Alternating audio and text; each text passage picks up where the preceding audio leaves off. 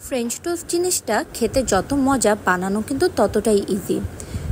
শুধুমাত্র ডিম, দুধ, চিনি, সামান্য লবণ আর একটু বেকিং পাউডার নিয়ে ভালো করে ডিমটাকে ফাটিয়ে নিতে হবে, ভিতরে যেন কোনো লাম্পস না থাকে।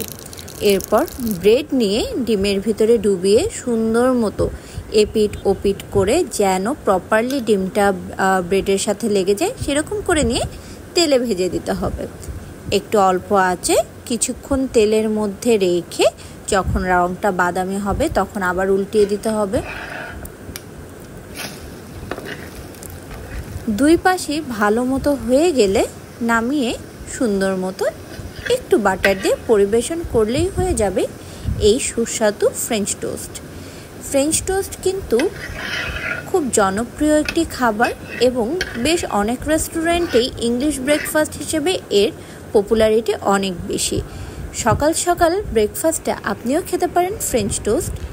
রেগুলার ডিম পাউরুটির থেকে ফ্রেঞ্চ টোস্ট ব্রেকফাস্ট হিসেবে খেতে কিন্তু অনেক মজা। আপনারা বাসায় বানাবেন এবং জানাবেন কেমন লাগলো।